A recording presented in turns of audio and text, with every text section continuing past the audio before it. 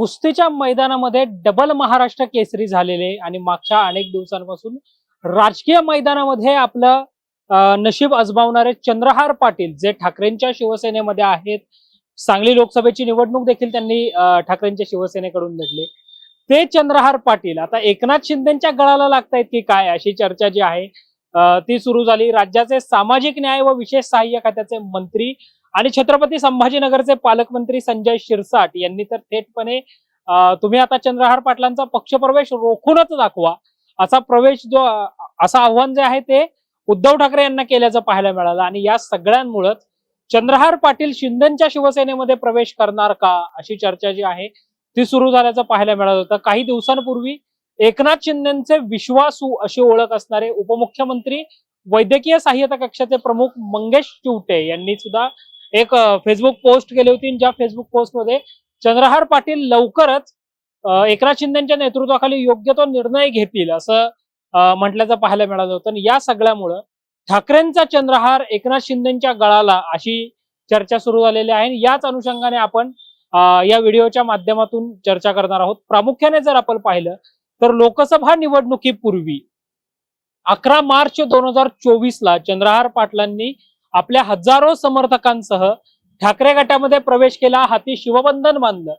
त्याच दिवशी सांगली लोकसभेसाठी चंद्रहार पाटलांच्या उमेदवारीची घोषणा झाली. चंद्रहार पाटील सांगली लोकसभेतून महाविकास आघाडीचे उमेदवार निश्चित झाले.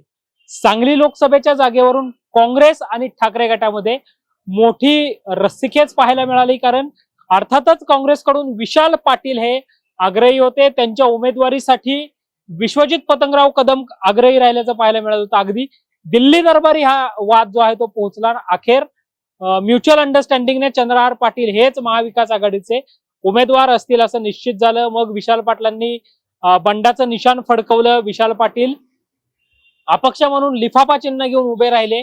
तिरंगी लढत झाली. तिरंगी लढतीमध्ये अर्थातच विशाल पाटील, चंद्रहार पाटील आणि संजय काका पाटील असे 3 पाटलांमध्येच लढाई झाली आणि विशाल पाटील जे आहेत ते विजयी झाल्याचं पाहायला मिळालं. प्रामुख्याने जर आपण आकडेवारी निहाय बोललो तर विशाल पाटलांना 5,71,666 इतकी मतं या निवडणुकीमध्ये पडली.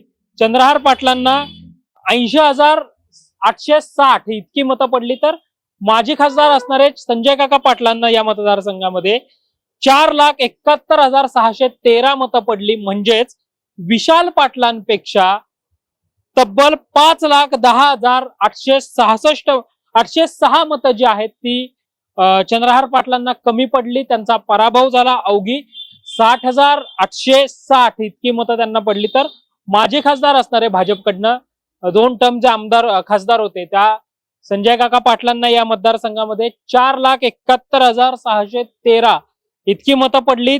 1,53 मतांनी संजय काका पाटलांचा जो आहे तो या लोकसभेच्या निवडणुकीमध्ये पराभव झाला. आणि लोकसभेच्या पराभवानंतर चंद्रहार पाटील काहीसे बॅकड्रॉप गेल्याचं आपल्याला पाहायला मिळालं.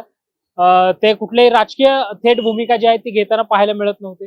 मध्यंतरी मात्र महाराष्ट्र केसरीचा जो वाद आपल्याला पाहायला मिळाला पृथ्वीराज मोहोळ विरुद्ध महेंद्र गायकवाड या सामन्यामधला, तर त्यावेळी मात्र त्यांनी आपली महाराष्ट्र केसरी कुस्ती स्पर्धाची गदा जी आहे ती परत देणार असं जे आहे ते म्हटल्याचं आपल्याला पाहायला मिळालं होतं.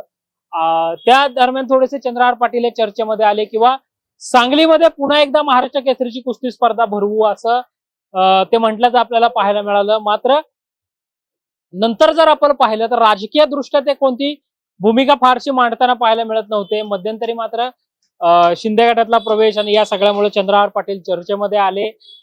त्यानंतर चंद्रहार पाटलांनी लागलीच ट्विट देखील केलं की माझ्या पक्ष प्रवेशाबाबत अफवा उठवल्या जात आहेत. मला शिंदे गटाकडून ऑफर आहे, मात्र मी कोणतीही अजून त्याच्याबाबतचा ठोस विचार जो आहे तो केलेला नाही. सहकाऱ्यांशी बोलून मी योग्य तो निर्णय घेईन. मी सध्या बाहेर गावी आहे असं चंद्रहार पाटील म्हणले. त्यामुळे पुढच्या काळामध्ये भविष्यामध्ये चंद्रहार पाटील हे ठाकरेंची मशाल हाती कायम ठेवतात की धनुष्यबाण हाती घेतात हे पाहणं जे आहे ते महत्वाचं असणार आहे. कॅमेरा पर्सन निलेश लोहारसह Sanket Deshpande, top news Marathi, Pune. Technical आणि इंजिनिअरिंग एज्युकेशन देणारी नामांकित university B Tech electronics and computer engineering 2025-26 या शैक्षणिक वर्षासाठी रजिस्ट्रेशन सुरू. पात्रता गणित विषयासहित इयत्ता 12वी उत्तीर्ण. प्रत्यक्ष इंजिनियर्स कडून टेक्निकल आणि इंजिनिअरिंग शिक्षण. जागतिक प्रकल्पांचा अभ्यास, ग्लोबल करिअर घडवण्याची संधी अशा वैशिष्ट्यांनी सुसज्ज Ajinkya DY. Patil university, the innovation university. संपर्क 83 29 14 26 65.